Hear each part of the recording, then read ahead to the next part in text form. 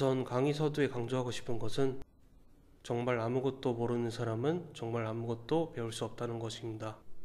관심으로 시작해서 의문의 해답을 찾아 열정적인 노력을 기울여야 시간과 실력을 만드실 수 있습니다. 여기서 마이크로 컨트롤러 AVR에 대해서 동영상을 제작하는 것으로 우선은 마이크로 컨트롤러라는 거창한 단어가 왜 필요한지 대해서부터 알아보겠습니다. 우선 마이크로 컨트롤러는 여러분들이 찾을 수 있는 모든 종류의 간단하고 작은 미니 컴퓨터의 한 종류. 밑에 보이는 선풍기도 들어가고요. 일상생활에 사용하는 그 리모컨에도 들어갑니다. 마이크로 컨트롤러는 MCU라고 부르기도 하고요. 그래서 마이크로 컨트롤러와 입출력 모듈을 하나의 칩으로 만들어 정해진 기능을 수행하는 컴퓨터를 뜻합니다. 근데 마이크로 컨트롤러라는 거를 처음 들었으니까 조금 헷갈리실 텐데, 이 마이크로 컨트롤러를 좀 한국어로 변경을 한다면 위에서 같이 그냥 읽는 거일 수도 있는데 좀 의역해서 한국어로 바꾸자면 그 초소형 제어 장치가 되겠습니다. 그래서 저희가 예전에는 버튼식, 기계 로터리식, 전자 터치식, 리모컨 선풍기식이 있는데요. 이 중에서 그 마이크로 컨트롤러가 들어간 것은 이 세 번째와 네 번째가 되겠습니다. 이건 추후에 보시도록 하겠고요. 이 버튼식 같은 거는 안에 기계식으로 되어 있어서 버튼을 누를 때마다 동작을 했습니다. 그런데 시간이 꼭 필요할 때가 있었는데요. 뭐 선풍기를 오래 틀면 뭐 죽는다, 뭐 이런 선풍기를 틀고 자면 죽는다, 이런 소리가 있었죠. 그래서 그런 것 때문에 뭐 로터리식 타이머가 생겼습니다. 그런데 이게 틱틱틱틱 이런 소리가 나다 보니까 이거를 무소음식으로 바꾸기 위해서 마이크로 컨트롤러를 넣었습니다. 그랬더니 이게 좀 더 이거는 그 앞에 가서 터치를 해야 되니까 리모컨식 선풍기가 생겼죠. 이런 것처럼 선풍기의 변천사를 봤는데요. 확실히 이전보다 기계식보다 사람들이 마이크로 컨트롤러가 들어가는 선풍기를 좀 더 사용하게 되었습니다. 이 뒤도 날개 없는 선풍기도 마이크로 컨트롤러가 들어가는데요. 이거는 추후에 좀 더 얘기를 다뤄드리겠고요. 그래서 여러분들이 이 페이지에서 알아가셔야 될 점은 마이크로 컨트롤러와 마이크로 컨트롤러 유닛, MCU가 같은 의미라는 겁니다. 그리고 마이크로 컨트롤러는 한국어로 의역하자면 초소형 제어 장치라는 것입니다. 그래서 다음 장으로 넘어가자면 그 다음에 임베디드 개념에 대해서 알려드리도록 하겠습니다. 임베디드는 임베디드 시스템을 줄여서 하는 말이고요.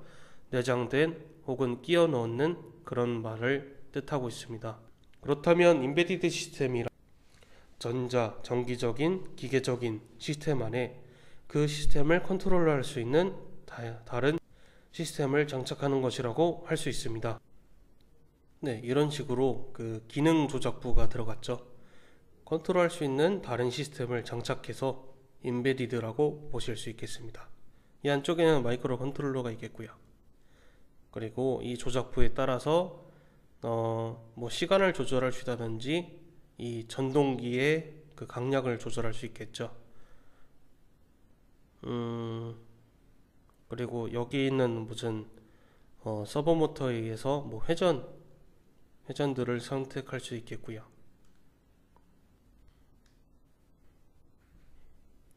임베디드 시스템이 되게 생소한 말일 텐데요. 이러한 임베디드 시스템이 일상생활에 얼마나 많을까요? 저희가 아침에 전자식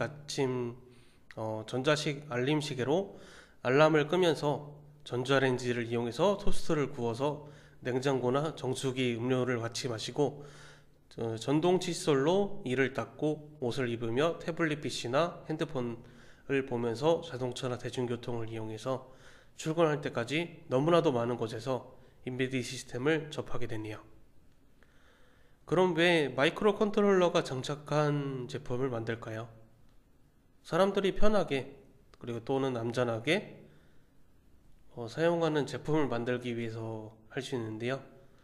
편하게는 뭐 리모컨이나 아니면 뭐 타이머나 아니면 원격 조정하는 거나 그런 거가 되겠고요. 안전하게는 뭐 온도 조절이 가능한 온도 조절을 간단하게 프로그램으로 가능하다던가 아니면 원격으로 업데이트를 할 수 있다던가 아니면 쓰러지거나 부딪히는 정지되는 거나 네, 그런 것을 간단하게 만들 수 있기 때문이겠죠. 기계식으로 만든다고 했으면 전체 다를 바꿔야겠지만 마이크로 컨트롤러가 들어가면 간단하게 바꿀 수 있겠죠. 우선은 정리를 해봤는데 조금 헷갈리실 것 같아서 좀 더 정확하게 말씀을 드리겠습니다. 일단 이 그림을 보시면 이 동그라미 안에는 마이크로 프로세서, 뭐 제어부 연산부 레지스터가 있고요. 그리고 마이크로 컨트롤러는 이 세모가 되겠죠. 이 동그라미 안에 있는 마이크로 프로세서, 주기억 장치, 보조기억 장치를 뜻하고요. 그리고 이 네모는 마이크로 컴퓨터라고 나와 있는데 입력 장치, 출력 장치, 마이크로 컨트롤러라고 나와 있습니다. 마이크로 프로세서는 아까 말씀드렸다시피 뭐 초소형이나 뭐 매우 작은 그렇게 보시면 되겠고요. 프로세서는 처리기를 뜻하겠습니다. 그래서 크기가 매우 작고 뛰어난 계산 능력을 가진 장치로 아시면 되겠고요. 그 IC 집적 기술, 컴퓨터 구조 기술, 시스템 프로그래밍 기술을 복합적으로 다뤄가지고 단일 칩으로 집적한 반도체 소자라고 보시면 되겠습니다. 그 다음으로 마이크로 컨트롤러는 초소형 마이크로 컨트롤러, 제어 장치 이런 게 섞인 말로서 초소형 제어 장치로 보시면 되겠고요. 근데 여러분들은 마이크로 컨트롤러라고 꼭 기억을 하셔야겠습니다. 마이크로 프로세서의 연산 처리 기능에 제어 기능을 추가한 것으로 보시면 되겠고요. 프로그램을 실행하면서 장치를 효과적으로 제어하기 위한 목적으로 내부 구조를 최적화한 것입니다. 그래서 저희가 여기 주기억 장치에 프로그램을 집어넣으면 이걸 그 연산부나 레지스터에서 읽겠죠. 레지스터에서 읽고 제어나 연산이 일어나서 처리를 하겠습니다. 그래서 이거는 주기억 장치나 보조기억 장치가 추가되었지만 마이크로 컨트롤러라고, 그러니까 제어 장치라고 보시면 되겠습니다. 이 마이크로 컨트롤러는 뭐 값싼 장난감부터 산업용 장치까지 넓은 범주의 대상이 되겠고요. 그래서 마이크로 컨트롤러는 저희가 배울 그 아트메가 328이 되겠고요.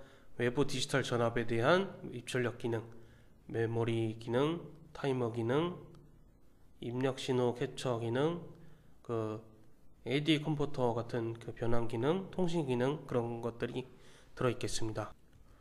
그리고 이거는 보통 안 되어 있긴 한데 만약에 이거를 이용해서 구축을 하게 된다면 저희가 컴퓨터를 사용할 때 입력 장치와 출력 장치를 사용하잖아요. 예를 들어서 뭐 키보드 마우스로 입력 장치를 사용하고 출력 장치로 모니터를 사용하겠죠. 그런 것처럼 이거는 컴퓨터로 보시면 되겠습니다. 그러면 컴퓨터랑 똑같은 거냐 이렇게 헷갈리실 분들이 있으실 텐데요. 컴퓨터는 이 CPU라고 해서 이 연산만 하는 녀석이 따로 있습니다. 근데 마이크로 컴퓨터 같은 경우는 이 모든 컴퓨터에 있는 모든 것들 있죠. 뭐 보조 기억 장치, 뭐 제어 장치, 뭐 주기억 장치, 연산부, 이런 것을 뭐 바꿀 수 없이 한 일체형으로 한 패키지 안에 들어 있습니다. 그러니까 검은색 무슨 플라스틱 같은 거에 다 들어 있습니다.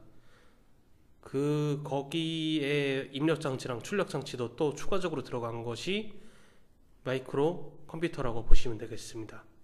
그래서 일반적으로 사용을 안 하고요. 산업용에서만 사용을 합니다.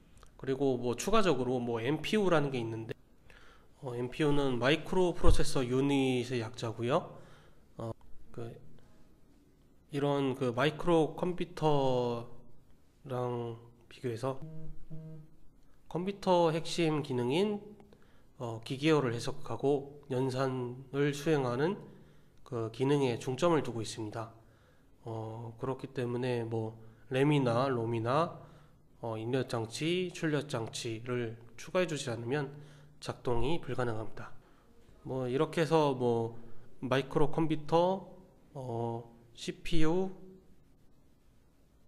마이크로 프로세서 유닛 이렇게 뭐 차이에 대해서 알아보았습니다. 저희는 마이크로 컨트롤러 중에서 AVR의 아트메가 328이라는 그 MCU에 대해서 알아볼 겁니다.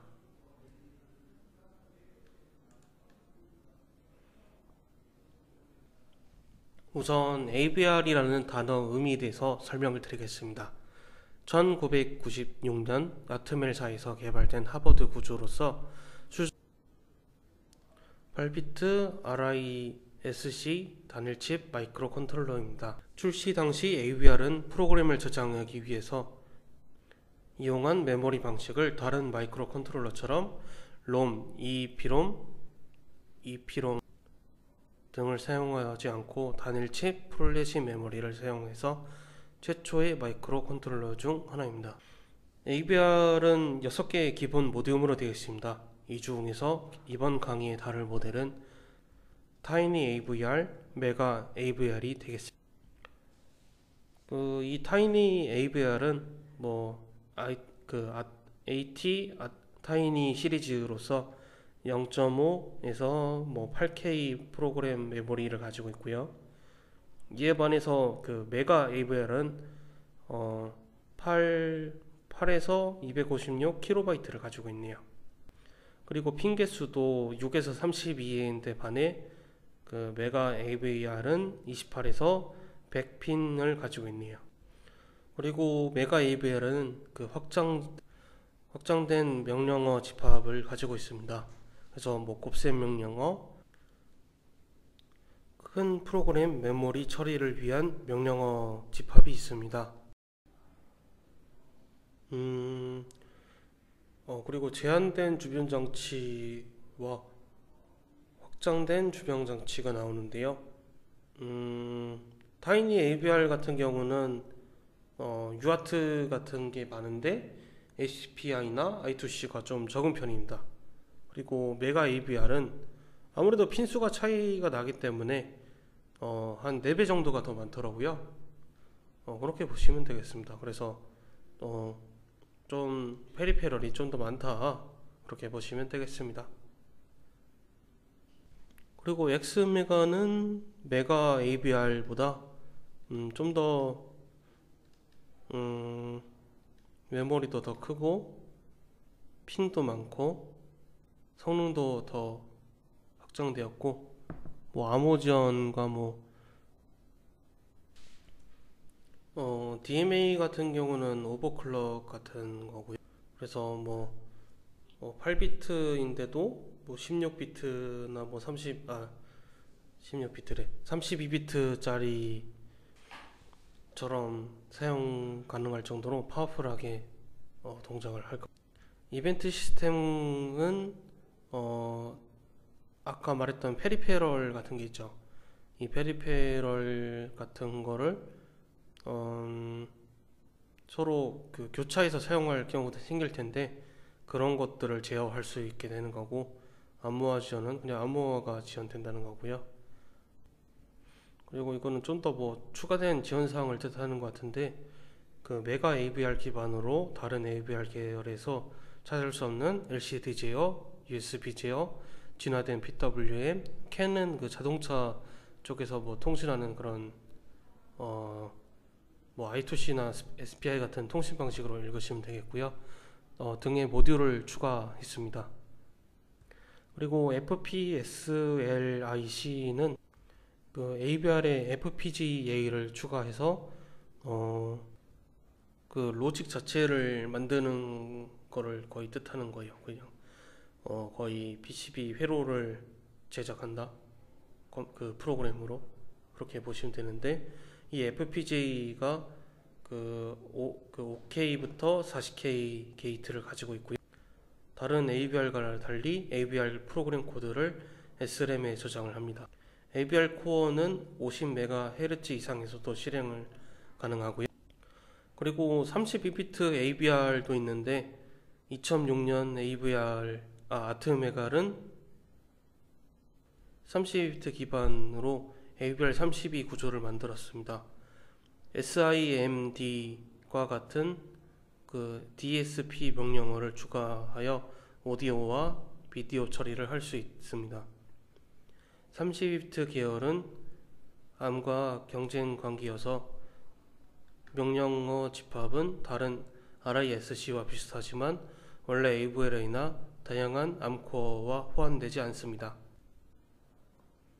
그리고 이제 그 폰 노이만 구조에 대해서 알아보고 그 하버드 구조에 대해서 알아본 뒤에 이 차이점에 대해서 알아보겠습니다.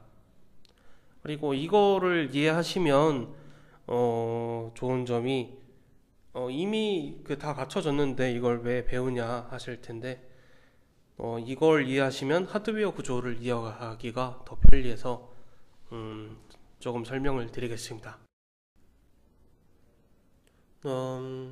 지금 위에 보이시는 게 폰 노이만 구조라고 해서 지금 컴퓨터에서 사용하고 있는 구조인데요. 저희가 MCU에서도 이런 방식들을 사용하기 때문에 두 가지 방식에 대해서 설명을 드리겠습니다. 우선은 폰 노이만 구조입니다. 이름 그대로 존 포인노만이 고안한 내장 방식의 메모리 순차 처리 방식입니다.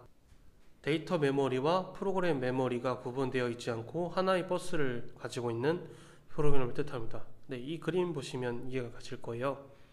CPU가 이렇게 있고, 그리고 프로그램 데이터 메모리가 이렇게 있고, 하나의 버스를 가지고 통신을 합니다.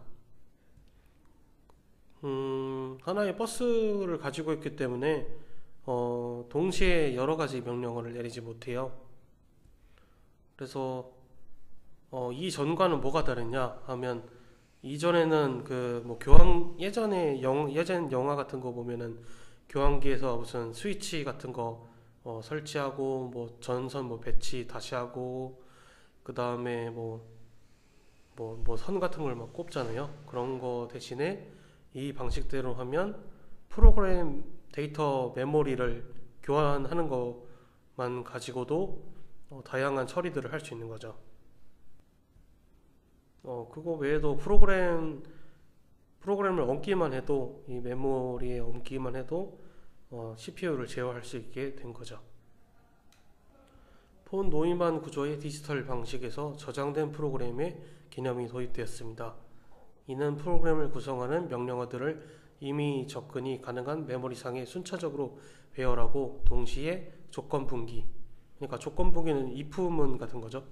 그 조건에 따라서 이 조건을 실행할 건지 안 실행할 건지 그런 거를 무제한적으로 허용한다는 그런 의미고요. 폰 노이만이 구조에서는 같은 메모리 속에서 실행 구조와 데이터가 따로 구분되지 않고 섞여 있다는 게 그런 차이가 있는데요. 이건 단점으로 요소합니다.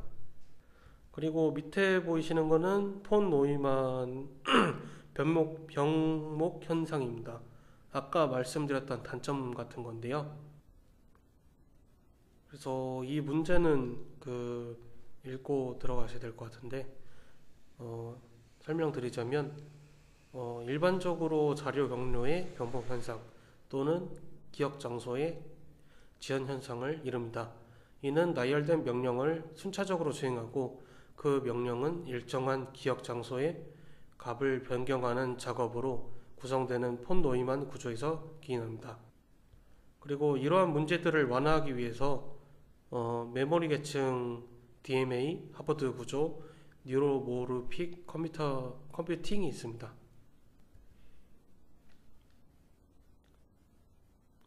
이것도 이 하버드 아키텍처도 이름 그대로 하버드에서 제작을 했습니다. 명령용 버스와 데이터용 버스가 분할되어 있죠. 그래서 이렇게 보시면 되겠고요. 그래서 버스가 총 2개입니다. 그래서 분할되는 게 뭐 대수냐 이렇게 보시는 분이 있을 텐데 예전에 있는 아까 방금 설명드린 폰 노이만 구조 같은 경우는 여기서 데이터를 하나 뽑아내고 그 다음에 이 데이터에서 받은 대로 CPU가 처리를 하겠죠. 그리고 다시 결과된 값을 메모리 저장을 해요. 그리고 또 다시 데이터가 어디 있는지 찾은 다음에 또 이거 계속 방식이 계속 작동을 하겠죠. 근데 여기서 문제가 생기는 게 이게 어디 있는지 어디 공간을 사용하고 있는지 계속 이 메모리를 읽어봐야 돼요. 전체 데이터 메모리를 읽어봐야 합니다. 그렇기 때문에 매우 비효율적이었어요. 그런데 이 하버드 구조 같은 경우는 프로그램 메모리와 데이터 메모리가 따로따로 있기 때문에 데이터는 여기서 한 스택씩, 프로그램은 여기서 한 스택씩 받으면 되기 때문에 매우 효율적입니다. 그런데 단점이 하나 있는데요. 처리 속도를 높이려면 더 많은 전기 회로가 필요하다고 합니다. 그 점 참고해 주시면 되겠고요.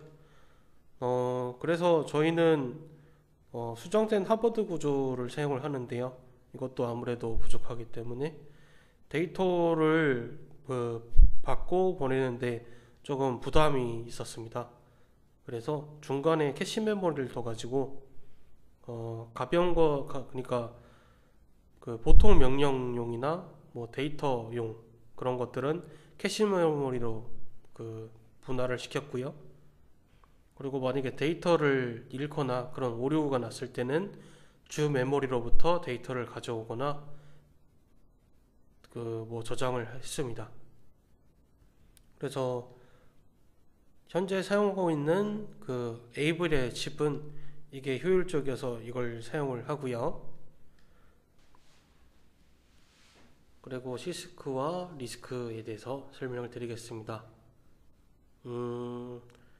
우선 이렇게 설명드리면 좀 어려울 수가 있으니까 코드부터 확인을 해보도록 하겠습니다. 시스크로 짜면 이렇고요. 그러니까 여기 있는 거를 코드로 나타내는 건데요. 그래서 A 더하기 B, A와 B를 더한 다음에 C와 D를 더하고 둘이 곱한 것을 X에다 집어넣습니다. 그거를 시스크 코드로도 만들어 보고 리스크 코드로도 만든 것을 보시자면 우선 이게 코드고요. 좌측에 있는 게 코드고 옆에 있는 건 주석이라고 보시면 되겠습니다. 그래서 맨 처음에 add r1 a b를 칩니다. 이러면 메모리에 있는 a를 꺼내고 메모리에 있는 b를 꺼낸 다음에 둘이 더해서 r1에다 집어넣습니다. 그래서 이게 끝난 거고요. 그 다음은 cd를 더해서 r2라는 변수에다가 집어넣어야겠죠. 그래서 이도 마찬가지로 add r2, c, d를 쳐서 메모리 c와 메모리 d를 더한 다음에 r2에 집어넣습니다. 그 다음에 mul x, r1, r2로 둘을 곱해가지고 메모리 x에다가 집어넣습니다. 그런데 리스크는 딱 봐도 엄청 길죠. 이거 같은 경우는 값을 하나하나 불러오고요. 그래서 총 4개를 불러오죠. A, B, C, D. 그래서 메모리 있는 거를 R1 뭐 이런 식으로 각 변수에다 집어넣습니다. 그리고 더하는 건 동일하네요. R1, R2를 더해서 R1에 집어넣습니다. R1, R2를 더해서 R1에 집어넣습니다. 이것도 마찬가지고요. R3, R4를 더해서 R3에 집어넣습니다. 그 다음 곱하는 것도 동일하네요. R1 곱하기 R3를 해서 R1에 집어넣습니다. 그 다음에 넣는 거는 따로 넣어줘야 되네요. R1을 X에다가 스토리지, 그러니까 저장을 합니다. 이런 구조로 나와 있는데요. 아까 거랑 설명이 좀 연관되어 있어서 아까 배웠던 하버드 아키텍처랑 그리고 폰 노이만 아키텍처에 대해서 생각을 하시면 될 것 같아요. 그 전에 리스크를 보면 불러오는 것 따로, 그리고 저장하는 것 따로 이렇게 있네요. 얘는 저장하고 불러오는 거 없이 그냥 같이 있고요. 그래서 그 차이가 난다고 보시면 되겠습니다.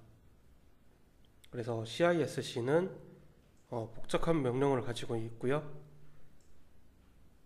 대신에 명령을 적게 사용합니다. RISC는 고정 명령 구조를 가지고 있고 상대적으로 많은 명령어를 가지고 있습니다. 그런 차이가 있고요. 그리고 CISC는 명령어 개수가 많고요. 그리고 RISC는 명령어 길이가 고정적이고 실행 사이클이 동일합니다. 그리고 메모리 사용이 비효율적이고요. 그리고 CISC는 메모리 사용률이 효율적입니다. 그런데 이 관점을 수정된 하버드 구조나 아니면 폰 노이만에 비교를 해볼까요? 그러면 리스크 같은 경우는 수정된 하버드 구조와 잘 맞는데요. 폰 노이만 구조랑은 잘 안 맞겠죠. 왜냐하면 한 번에 데이터를 가져오기 위해서 전체를 또 확인해야 되는 수고로움이 있으니까 어차피 짜야 될 거는 어차피 그 한 번씩 다 읽어보야 할 거는 차라리 CISC로 한 번에 처리하고 한 번에 그 코딩이 끝나는 그 아까 명령어가 간단한 CISC가 좀 더 효율적이겠죠. 네, 폰 노이만은 CISC가 더 효율적이고 여기 표에도 좀 더 맞는 표현이 되겠죠. 근데 RISC는 이 폰 노이만 구조로 설명했을 때는 여기는 표가 설명이 맞지만 수정된 하버드 구조로 설명을 하자면 메모리 사용이 비효율적이다라고 말할 수가 없겠죠. 네, 그런 차이가 있어서 AVR은 수정된 하버드 구조와 리스크를 사용한다는 것을 알아주시면 되겠습니다. 그래서 빠르게 불러오기 위해서는 결국엔 그 수정된 하버드 구조가 더 빨라서 결국에는 AVR에서 수정된 하버드 구조와 리스크를 채용했다는 것을 알아주시면 되겠습니다. 그런데 재밌는 게 요즘에는 그 CPU래 MCU가 빨라져 가지고 64비트 중에서도 또 빠른 것들은 폰 노이만 구조를 택하는 것도 있다고 합니다. 그래서 무조건 이게 정답이다 라고 말할 수는 없고 각 차이점에 대해서 효율적이고 비효율적인 것을 아시면 되겠습니다.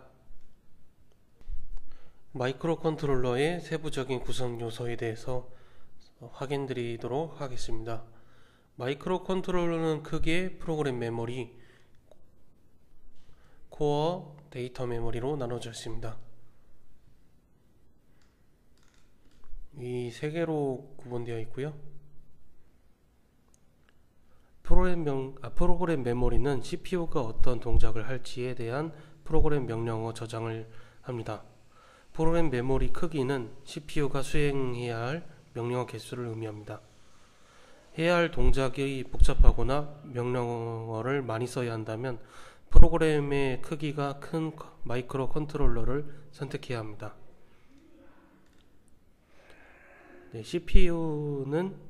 코어인 CPU는 프로그램 메모리에서 명령어를 가져와서 명령어를 수행합니다.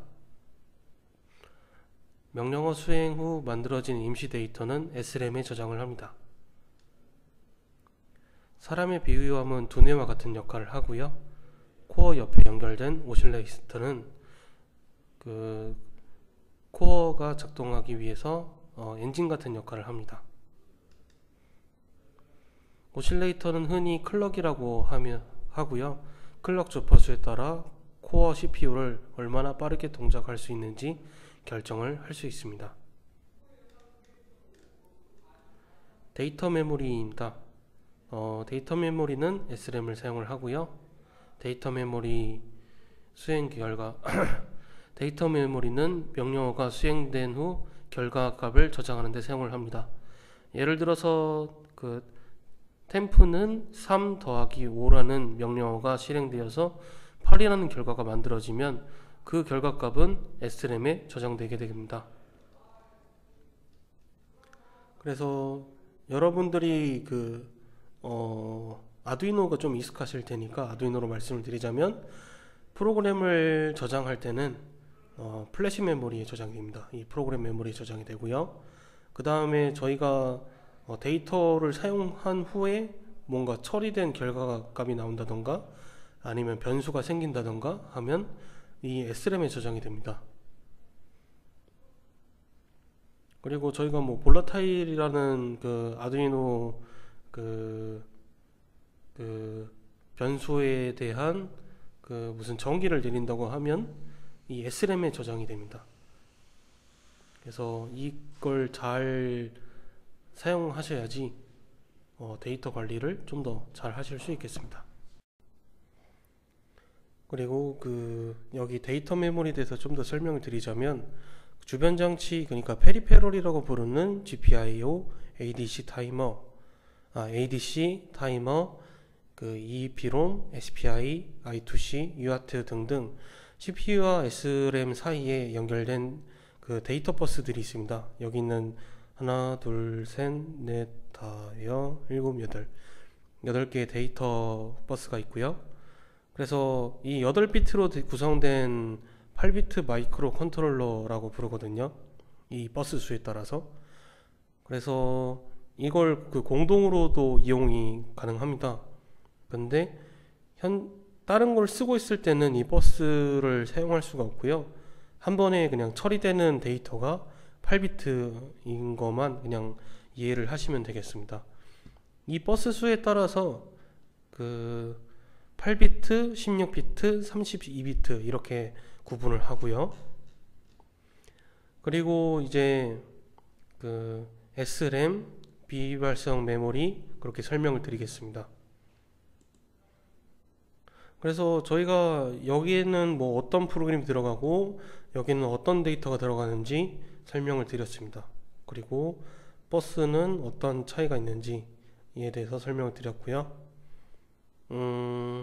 우선적으로 여기 있는 SRAM에 대해서 설명을 드리자면 SRAM은 여기 보시면 볼라테일이라고 써져 있죠. 볼라테일을 검색해 보면 휘발성 메모리입니다. 그리고 플래시 메모리 같은 경우는 논 볼라타일이라고 해가지고 비휘발성 메모리이고요. 그래서 저희가 아두이노를 껐다 키면 플래시 메모리에 저장되어 있는 데이터들은 말짱한데 데이터 메모리인 SRAM 같은 경우는 초기화가 됩니다. 여기 안에 제가 변수나 숫자, 문자 이런 데이터들이 있다고 말씀을 드렸었죠. 그래서 이런 것들이 사라진다라고 이해를 하시면 되겠고요. 그거는 이렇게 이해하시면 되는데 이 플래시 메모리는 저희가 주로 사용하는 SD 카드, SSD 카드, 하드디스크, CD, 메모리, CD, DVD 같은 거로 보시면 되겠고요. 이 마이크로 컨트롤러에 있는 플래시 메모리는 수백 바이트부터 수 메가바이트까지 다양하게 있습니다. 그래서 여러분들이 프로그램을 업로드 하실 때 대부분 이 큰 공간을 그냥 데이터만 넣는 용도로만 사용을 하는데 저희가 코딩을 돌리기 시작하면 이 SRAM에 쌓이는데 이 공간이 얼마 되지가 않습니다. 그래서 옆에 보셔도 이 SRAM과 롬 차이가 어마어마하게 크다는 걸 보실 수 있는데요. 램 같은 경우는 128바이트 밖에 안 되는데 롬 같은 경우는 4K 바이트나 됩니다. 그러니까 K는 1000을 뜻하는데요. 그래서 얘는 4000바이트, 얘는 128바이트여서 뭐 4000배 그 정도 차이가 난다고 보시면 되겠습니다. 그래서 여러분들이 코딩 하실 때 이 조그만한 SRAM에서 짜는 게 돌리시는 게 아니라 용량이 많이 드는데 적게 호출을 하는 것들은 플래시 메모리나 다른 EEP롬에 저장을 하시는 것을 추천드립니다. 그리고 마이크로 컨트롤러의 핀수가 적거나 기능이 적을수록 프로그램 메모리 크기가 작고요.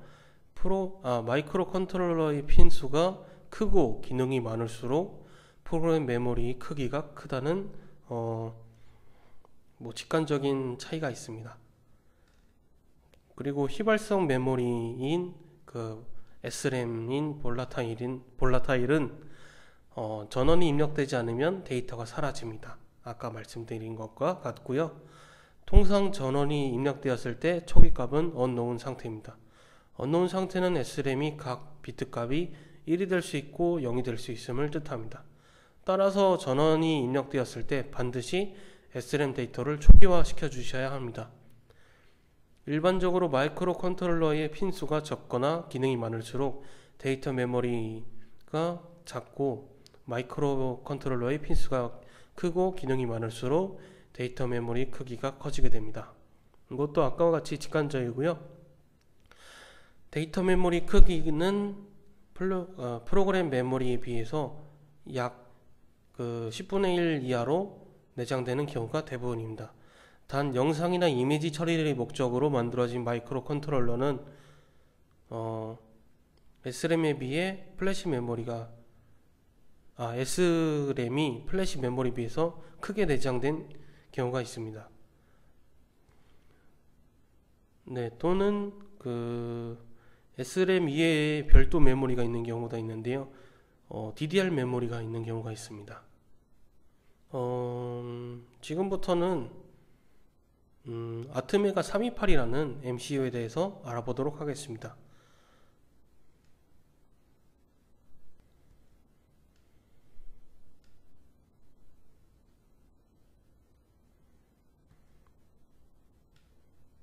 네, 여기 있네요. 저희가 아두이노 우노에서 있는 칩을 가까이 보면 아트메가 328이라고 나와 있습니다. 그래서 해당의 핀 맵은 이렇게 나와 있고요. 보면 리셋도 있고 디지털 핀 제로, 또 저희가 흔히 보냈던 거네요. 그런 것도 있고, 여기 겉에는 아두이노 키고요. 안에 보시면 저희가 익숙하지 않은 PC6, PD0, PD1, PD2 이런 식으로 되어 있습니다. 다른 기능들도 옆쪽에 써져 있고요. 네, 그렇게 이해하시면 되겠고요. 동작 전압은 1.8에서 5.5V 정도 되고요. 핀 수는 28개입니다. 비트는 8비트고요. 그래서 8비트 MCU라고 부르시면 되고, 입출력 가능 핀은 23개입니다. 아두이노 우노에서는 핀 20개만 입출력으로 사용하며 나머지는 외부 크리스털과 리셋으로 사용합니다. 외부 크리스털이라고 해가지고 여기 안에도 크리스털이 하나 있긴 한데 그거는 그 불규칙하고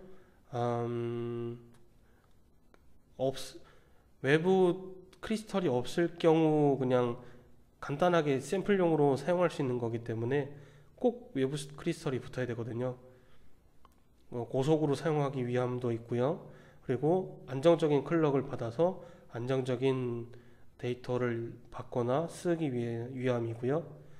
그리고 리셋키가 있어야지 저희가 메모리를 쓸 때 문제가 없습니다. 그러니까 플래시 메모리를 처음에 읽어드려야 되는데 그때 리셋키가 꼭 필요하기 때문에 있어야 되는 거고요. 그리고 플래시 메모리는 32KB, SRAM은 2KB, EEPROM은 1KB가 있습니다. 메모리 크기에 대해서 잘 아셔야 되는데요. 저희가 어떤 프로그램을 짰는데 그게 33KB다. 예를 들어서 1KB가 넘었어요. 그러면 들어가진 않을 겁니다. 메모리가 부족합니다라고 들어가진 않을 텐데 저희가 프로그램은 10KB 밖에 안 되는데 SRAM에서 처리할 용량이 30KB 짜리예요. 그러면 저희가 2KB가 넘는 시점에서 계속해서 리셋 증상이 생길 겁니다. 그래서 저희는 이 SRAM 크기를 잘 알고 있어야 됩니다. 그리고 EEPROM은 별로 잘 사용하지 않다고 제가 들어가지고 이거는 그냥 없다고 보셔도 무관합니다. 그리고 동작 주파수는 0에서 20MHz입니다. 그래서 이거는 여러분들이 사용할 크리스털을 구매하셔가지고 달아주시면 되겠고요. 이거는 좀 더 추후에 자세하게 넘어가도록 하겠습니다. ADC 채널은 6개고요. ADC 같은 경우는 아날로그를 디지털로 컨버터하는 그 채널 수입니다. 그게 6개고요. 해상도는 10비트입니다. PWM 채널은 6개입니다. PWM은 펄스 위드스 모듈레이션의 약자고요. 저희가 5V 전압을 사용을 하는데 그 5V 전압으로 다른 이 5V 전압의 간격을 정할 수가 있어요. 5하고 0V의 간격으로 비율을 1대1로 나눠요. 그러면 중간인 2.5V가 출력되는 것을 보실 수가 있는데요. 이것도 그 후반 강의 때 자세하게 설명을 드리겠습니다. 그리고 여러분들이 하나 아시면 좋은 게 이 핀수 때문에 여러분들이 뭔가 간단하게 제어하고 싶은 것들을 제어할 수 없는 경우가 생길 때가 있고요. 그리고 여러분들이 사용할 수 있는 핀에다 핀을 집어넣는데 그 핀이 알고 봤더니 플래시 핀이라던가 아니면 리셋 핀이라던가 그런 문제가 생길 수도 있기 때문에 충분한 테스트를 한 후에 여러분들이 사용을 하시는 것을 추천드립니다.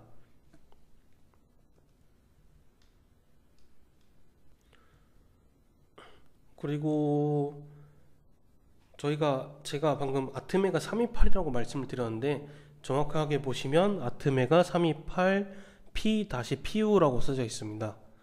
이거는 아트메가 328 다음에 붙은 거는 피코 파워의 약자로서 대기 모드에서 소비 전력을 줄인 328보다 개선된 버전입니다.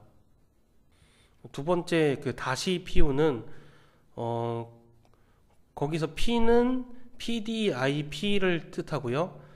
플라스틱 듀얼 인 라인 패키지 형태의 약자를 뜻하고요. U는 친환경적인 무연이라는 뜻을 뜻합니다. 그래서 여기 보시면 무슨 버튼도 있고 ISP라는 것도 있고요. 그리고 여기 보시는 클럭도 있고 클럭을 보조해주는 두 개의 그 콘덴서가 있습니다. 그래서 여러분들이 앞으로 회로를 꾸미실 때 이런 식으로 꾸미게 되겠고요. PCB로 만든다고 하면 이렇게 만들어 보실 수가 있겠습니다. 이를 이용한 키트도 판매를 하고요. 아니면 이 회로도가 공개가 된 것들이 많이 있으니까 그걸로 PCB를 떠보셔도 괜찮을 것 같고요. 뭐 한샘 디지텍이나 ICvenQ나 아니면 JCL PCB였던가 거기 중국 업체에 맡겨서서 보드 뭐 개당 뭐 500원짜리 뭐 그렇게 뜰 수도 있고, 뭐 한샘 디지텍 같은 경우는 뭐 몇천 원 단위에 뜨실 수도 있을 테고, 그런 식으로 만들어 보실 수도 있겠습니다. 그리고 아두이노 우노 사양에 대해서 설명을 드리겠습니다. 마이크로 컨트롤러는 아트메가 328P고요. 그리고 그 오퍼레이팅 볼테이지, 그러니까 상용 전압 그런 거죠. 그래서 5V고 인풋 볼테이지는 7에서 12V입니다. 인풋 볼테이지는 6에서 20V고요. 디지털 인풋 아웃풋 핀은 14V입니다. 그리고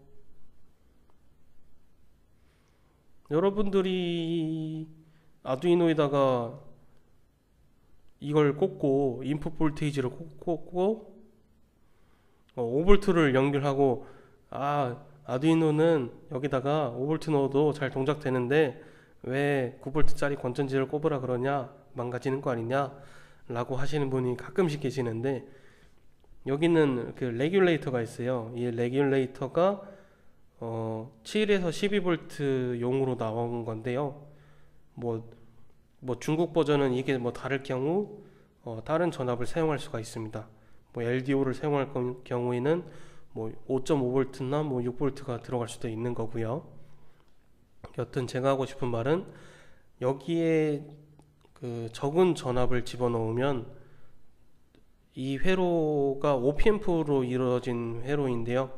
그래서 전압을 조금 뭐 증폭시킨다던가 줄인다던가 그런 역할을 맡고 있습니다.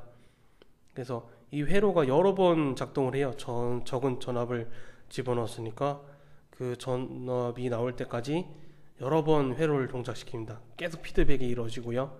그 결과 회로가 과부하됨으로써 열이 심해집니다. 전압은 잘 나오겠지만 전류가 되게 약하고 끊이는 증상도 생길 테고, 그래서 쉽게 레귤레이터가 망가질 겁니다.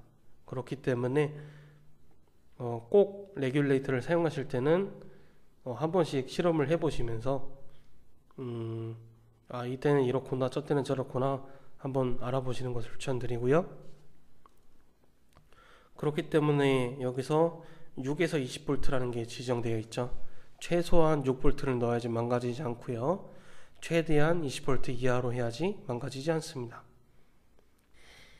되도록이면 이쪽 안에 해주시고요. 여기 있는 거는 되게 버거워할 겁니다. 그리고 각 핀의 개수는 이렇게 됩니다. 디지털 인풋 아웃 핀, PWM 핀, 아날로그 핀, DC 커런트 그 인풋 아웃 핀, DC 커런트 볼 3.3V 핀이 있고요. 그래서 뭐 PWM은 6개, 아날로그 인풋은 6개.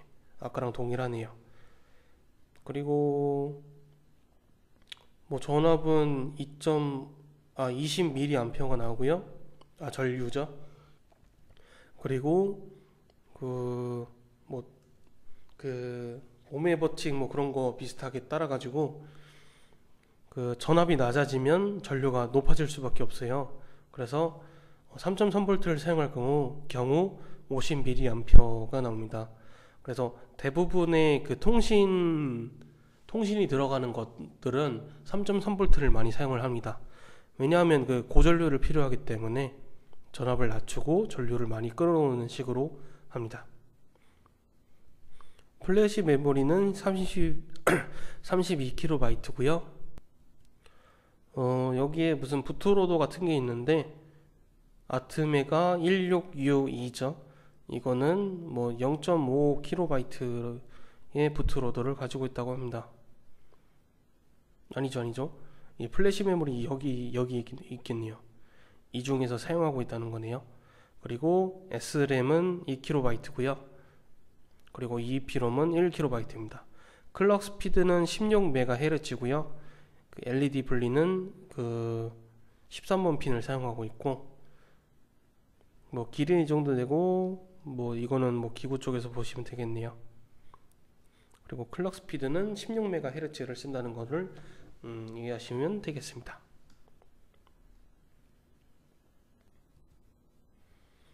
그리고 특수 목적 핀에 대해 설명을 드리겠습니다. 0번과 1번은 여기 핀이죠. 여러분들 알다시피 RxTX인 그 UART 핀으로 연결이 되어 있습니다. 이 UART 핀은 여기는 시리얼 to USB to 시리얼 칩에 연결이 되어 있고요.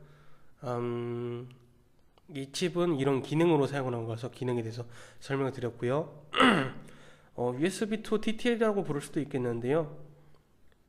저희가 USB 장치를 컴퓨터에서 보통 많이 사용을 하고, TTL 장치는 이런 MCU에서 많이 사용을 합니다. 그런 차이 때문에 이런 칩을 하나 둬서 이 신호를 이 마이크로 컨트롤러가 알아들을 수 있는 그 신호로 바꾸는 그런 역할을 하고요. 이거는 추후에 저희가 ISP랑 비교를 해보도록 하겠습니다.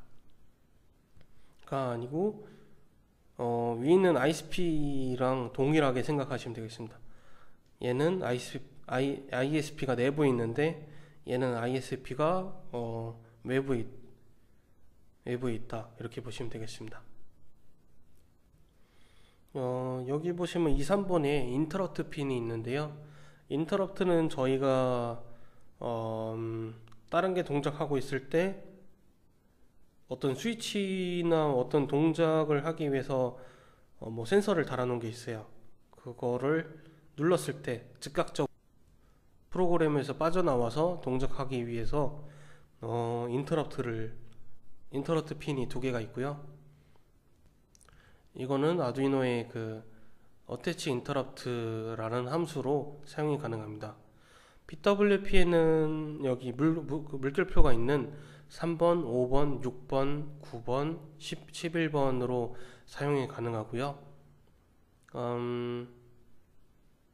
아날로그 라이트 함수로 사용이 가능하고, 뭐 PWM 출력용으로 사용이 가능합니다. 그 SPI는 10번, 11번, 12번, 13번 핀으로서 SPI 라이브러리를 사용한 SPI 통신을 지원합니다. LED인 13번 핀은 여기 있죠? L이라고 써져 있는데요. 이거는 내장된 LED와 연결되어 있어서 하이 값이 켜지고 로우 값이 꺼집니다. TWI라는 거는 여기 보시면 A4번과 A5번이 있습니다. 이거는 그 와이어 라이브러리를 사용한 그 TWI 통신을 지원합니다. 원 와이어라고 한 가지 핀으로 다른 SPI나 I2C처럼 동작되게끔 할 수 있는 게 있습니다. 네, 그런 프로토콜이 있고요. 아날로그 입출력 핀입니다. 여기는 아날로그 입출력 핀이고요. A0부터 A5개, 6개의 아날로그 입력 핀이 있고요. 각 10비트짜리 해상도를 가지고 있습니다. 그래서 0에서 1023까지 나눠지고, 그리고 AREF 핀이 있습니다. 여기 끝에 AREF 핀이 있는데, 여기 있네요. 이 핀을 이용해서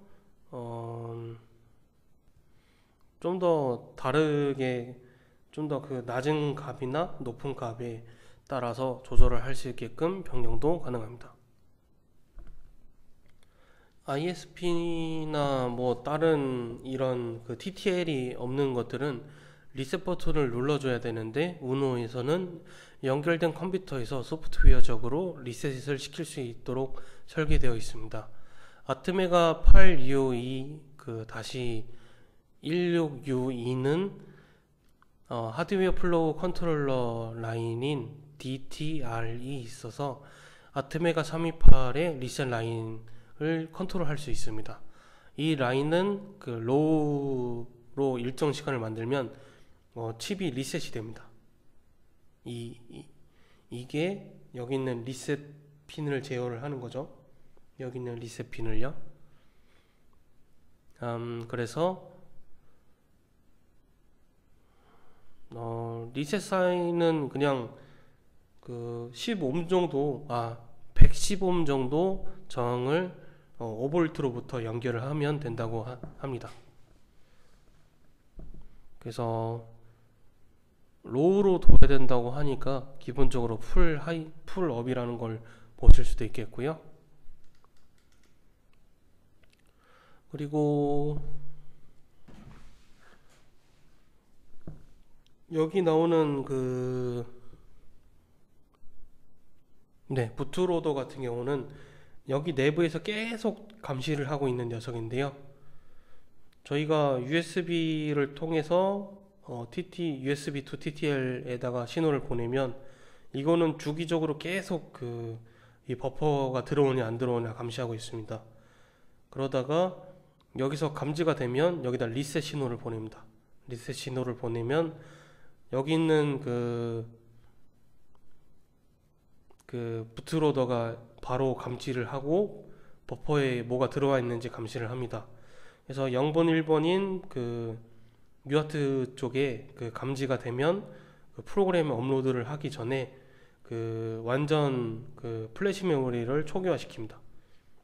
초기화 시키고 업로드를 합니다.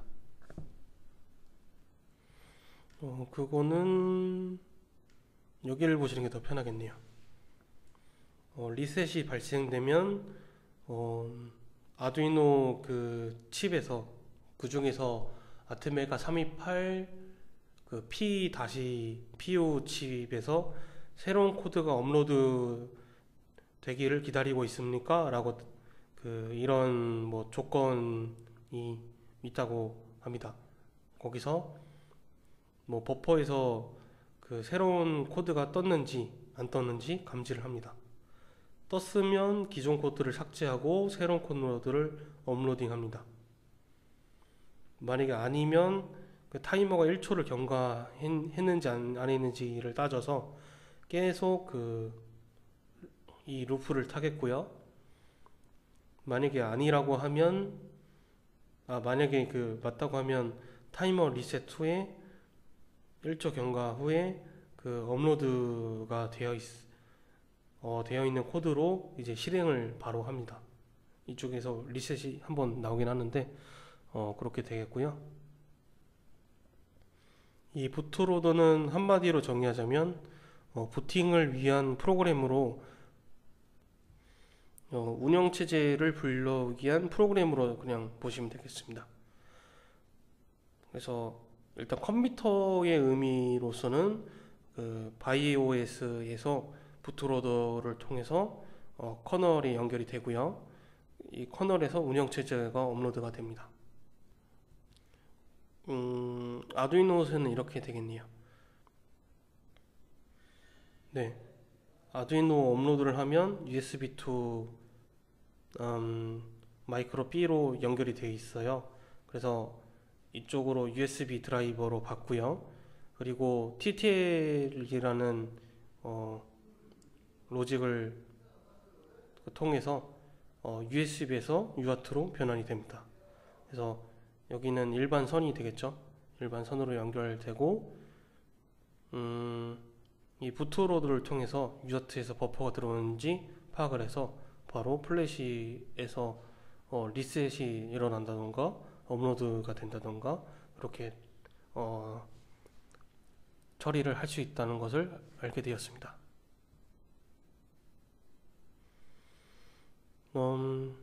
조금 강의가 미흡했을 수도 있고요.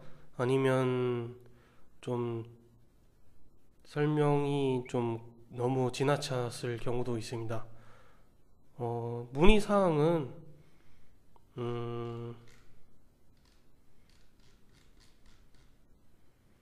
지금 이메일을 안 집어넣었는데요. 이 문의사항은 여기다 집어넣어 주시면 되겠습니다.